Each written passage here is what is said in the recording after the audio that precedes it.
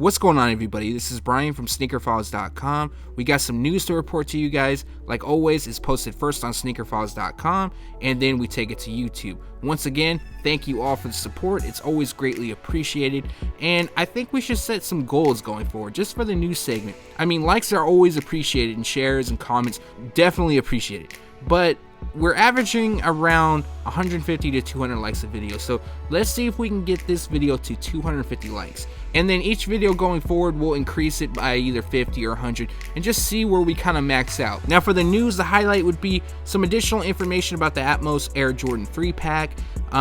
What else? We got the Air Jordan 1 red and gray suede, which honestly looks dope. We got some Air Max news and a bunch of other stuff, but let's jump into it. On Air Max Day, Nike is set to release the Nike Air VaporMax Flyknit. Now there'll be a bunch of different colorways, but here we have a detailed look at the Pure Platinum and University Red.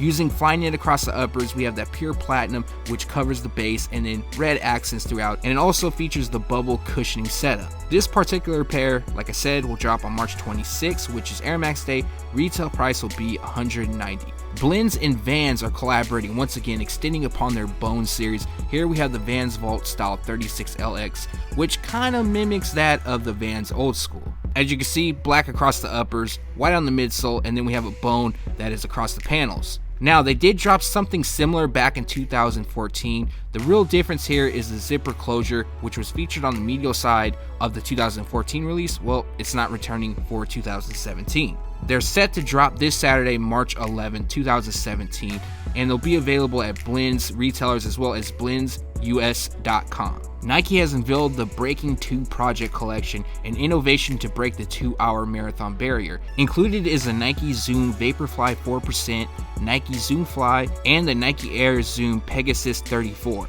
Each shoe has a little bit of story behind it, and I'm going to go over it one by one just to sum it up really quick.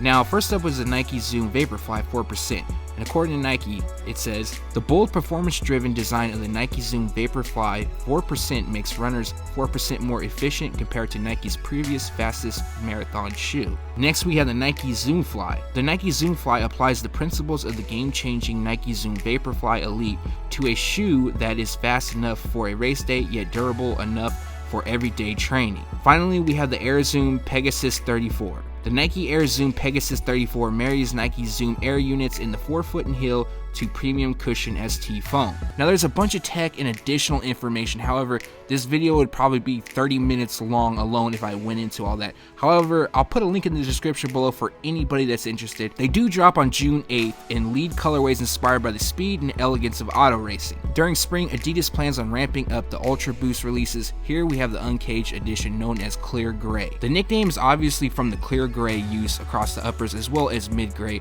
and if you look really closely it seems like there's actually a little bit of multicolor used across the prime knit uppers. For those that are interested, they're set to drop on April 17th, 2017. Retail price will be $180. Adidas is really pushing the zebra theme after dropping the Yeezy 350 Boost V2, which was extremely limited. Now during April they're going to drop the NMD XR1 being called Zebra. Now obviously the nickname isn't from Adidas, but it's more of a fan turn name, but as you can see it does feature that striped upper, somewhat similar. I mean, it's a far stretch, but we know what Adidas is doing here and it's actually brilliant. I mean, people missed out on the Yeezys, why not go after the next best thing, which will come at probably a lot cheaper price, although the retail price hasn't yet to be stated nor a release date. They're set to drop during April though, 2017. Once more information becomes available, I will make sure to update you. A lot of people have been saying great things about the Adidas EQT Support 9317. Some have even said it's more comfortable than the Ultra Boost,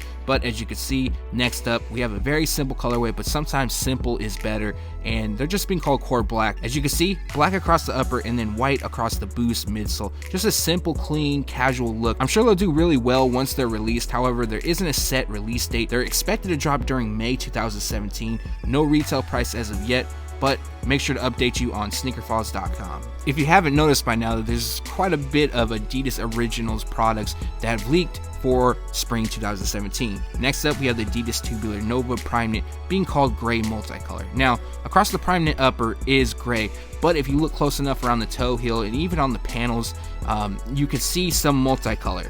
Now there is a smoky 3-cage overlay, and that's actually pretty nice. I kind of like that. And then leather across the heel and the Adidas branding done in maroon. April 17th, 2017 is the release date, and retail price will be $140. You know, I'm not 100% sure about the Tubular Nova models. I don't know if they sell really well. I think it's kind of hit or miss. This pair actually looks dope. I'm probably on Adidas they'll sell quick, but other retailers I'm not 100% sure. Sometime back, news broke that Big Sean had actually joined Puma. Now, he was with Adidas, and I'm not really sure what went on there, but Puma did come out and confirm late last night that it's official. Big Sean has been named the creative collaborator and global ambassador at Puma, and he's expected to have a full collection to drop in spring 2018, so about a year to go. But I'm really excited to see what he's putting out. I hope he collaborates on the Clyde. I would love to see that drop. For those that have been waiting for a release date on the Riccardo Tisci Nike Lab Air Max 97 Mid, we do have some information for you. However, if you live in the States, you're going to have to wait. There isn't a set release date as of yet. Now, they're first going to drop in Rome on March 17th, followed by Asia on March 24th, and then in Europe on March 26th. There isn't a retail price set as of yet, however, expected to be a lot higher than the normal Air Max 97 releases, and once there's a stateside drop available, I'll make sure to update. Official images of the Nike Kyrie 3 Duke has landed, which of course gives us a detailed look. Now, as you can see, Duke wraps the panels, and that wasn't previously seen before. You could just see DU. Nike, when they hit us with those images, they didn't show us all of it, but now we got it. What I don't like though is the registered trademark that's located on the panel. I mean, it kind of sticks out. I understand they have to put it there. It sticks out to me. It's like a sore thumb. I just don't like it. However, those that do like them, they're going to drop March 10th, 2017. Retail price will be $120. I hope you guys aren't getting tired of the Air Max Day releases. Up next, we have the Nike Air Max 1 OG Blue, and these are a must. These are super dope. Now, as you guys already know, it's a part of the Nike Air Max 1 OG anniversary pack, and earlier in the month they dropped the red OG pair. For the OG Blue, they're going to drop on March 11, 2017. Retail price will be $140, and if it was like the red pair, these will sell out really fast. Now, the only place I know that's releasing them is the Nike Sneakers app. Other than that, I'm not sure, but if I do find out more info, I'll make sure to let you guys know. Jordan Brand has really been going hard on the use of suede as well as coloring the shoe in just one color. Here we have the Air Jordan 1 red suede and gray suede. The red pair uses gym red while the gray uses wolf gray.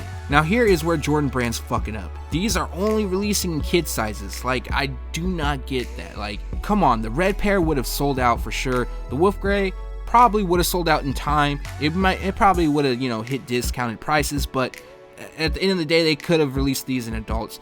They are dropping though now at select retailers overseas like Atmos. Retail price is $105, and I'm sure they'll be available in the States soon. A lot of information and news has been floating around about the Air Jordan 3 Air Max Atmos pack, and as you guys already know, we got some new images as well as details. For those that missed the previous video, the Air Jordan 3 is known as Safari and the Nike Air Max 1 is known as Atmos Elephant. Also, the Air Jordan 3 is not releasing alone. It will be only available in the pack. However, the Air Max 1 will release alone. I just want to make sure that's clear because a lot of people do want the Air Max 1 and you can still get them. However, there is a twist. The Air Max 1 that's a part of the pack will actually feature the Jordan Brand logo on the sole. Now, I'm not sure if that's going to make you want to pay $400 if you're not feeling the Air Jordan 3, but it is a pretty cool detail.